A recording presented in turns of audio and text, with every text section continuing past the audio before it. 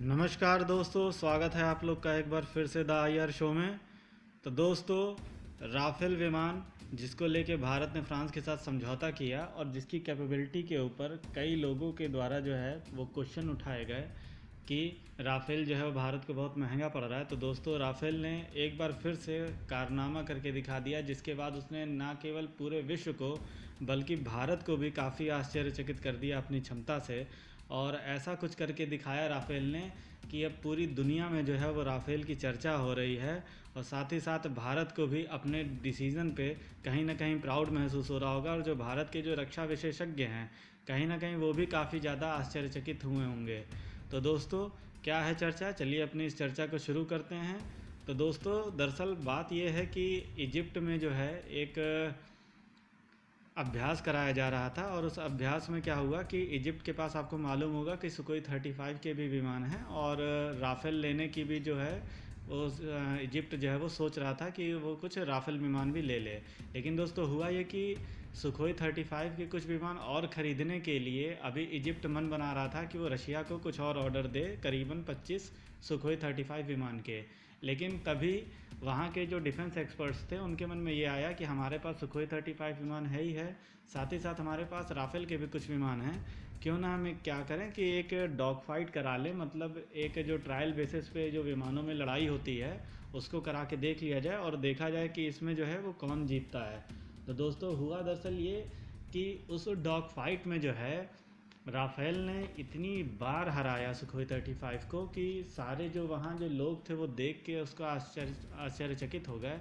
जो वहाँ के जो लीडर थे, जो वहाँ के डिफेंस एक्सपर्ट्स थे, सेना के लोग थे, सब इस राफेल की इस कारनामे को देख के आश्चर्यचकित हो गए। और कई कई बार तो दोस्तों ऐसा हुआ कि राफेल जो था वो एकदम सुखोई 35 के करीब तक चला गया, लेकिन सुखोई 35 को पता तक नहीं लगा।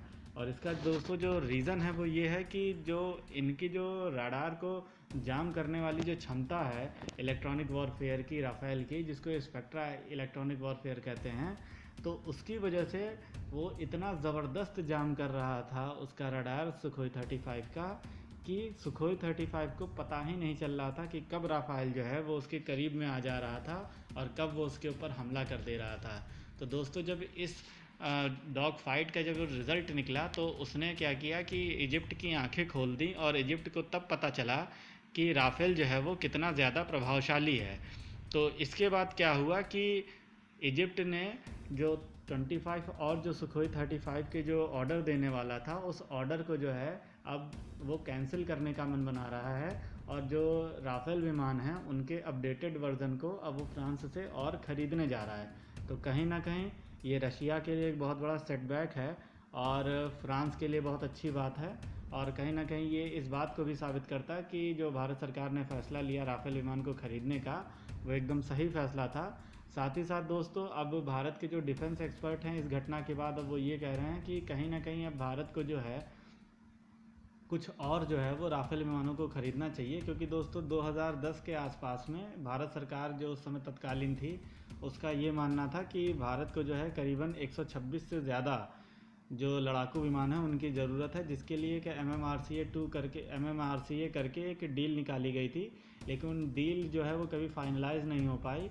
और उसके बाद क्या हुआ कि जो नई गवर्नमेंट आई उसने राफेल विमान का सौदा किया, जो आपकी प्रेजेंट गवर्नमेंट है, और 36 विमानों का सौदा हुआ। तो लेकिन दोस्तों, जो डिफेंस एक्सपर्ट हैं उनका ये कहना है इस डील के अंदर एक प्रोविज़न था, एक सीक्रेट क्लॉज का एक प्रोविज़न, जिसके तहत जो है वो एक फॉलोअप कर सकती है भारत इस डील को राफेल विमानों की, कि अगर उसको आगे और राफेल विमानों की ज़रूरत हो तो एक अलग तरीके से निगोशिएशन करने के बजाय इसी डील को आगे और कैरी ऑन करके जो और विमान हैं उनको मंगाया जा सकता है। तो अब डिफेंस एक्सपर्ट्स का ये कहना है कि भारत को क्या करना चाहिए कि कम से कम 36 विमानों के बैच और मंगाने चाहिए और अपने भारत को जो अपने लड़ाकू विमानों की जो पूरी स्क्वाड्रन है उसको कंप्लीट कर लेना चाहिए। क्योंकि दोस्तों, ये बात तो देखिए ठीक है कि आपका जो एमका प्रोजेक्ट है वो चल रहा है, लेकिन एमका प्रोजेक्ट के तहत सारे विमानों की जो सप्लाई है उसको आने में 2026 से 2027 तक का समय लग जाएगा। और इन 5-6 सालों में चीन को आप ऐसा भरोसा करके चल सकते हैं कि क्या चीन जो है भारत के ऊपर हमला नहीं करेगा? तो ऐसा बिल्कुल नहीं लगता है। तो इसलिए देखिए, राफेल विमान जो है अब आपका टेस्टेड विमान है, आपने उसको सही तरीके से टेस्ट कर लिया और जो फ्रांस के साथ जो हमारे मित्रता के साथ जो हमारे रिलेशन हैं, और साथ ही साथ जो हमने समझौता किया है राफेल विमानों के लिए, उसमें भारतीय वायुसेना जो थी उसकी ज़रूरतों के अकॉर्डिंग जितने भी उसमें मॉडिफिकेशन हैं वो किए गए हैं। तो अब इसमें अलग से ये भी नहीं है कि फिर से जाके वहाँ पे फिर से किसी ऑफिसर को वहाँ भेजना पड़ेगा जो वहाँ जाके जांच करेगा कि सारी चीज़ें अप टू द मार्क हैं या नहीं हैं। तो सारी चीज़ें टेस्टेड हैं, तो इसलिए अगर भारत इसके तहत अगर फिर से नए राफेल विमानों का सौदा करता है और उन्हीं को बस कैरी ऑन करवा देता है कि आप 36-36 की 2 बैच और हमें दे दीजिए, तो कहीं ना कहीं भारत की एक पॉलिसी के तौर पे बहुत ही अच्छी डिफेंस पॉलिसी होगी। बाकी दोस्तों आप लोग की क्या राय है, आप लोग अपनी राय ज़रूर दीजिएगा कि क्या भारत को जो है वो इसी डील को और कैरी ऑन करके 36-36 के 2 बैच मंगा के अपना जो राफेल विमानों का जो बेड़ा है उसको पूरा कर लेना चाहिए, जो 108 विमान उसको चाहिए। अगर आपकी राय हो तो प्लीज़ उसको कमेंट बॉक्स में लिखिए।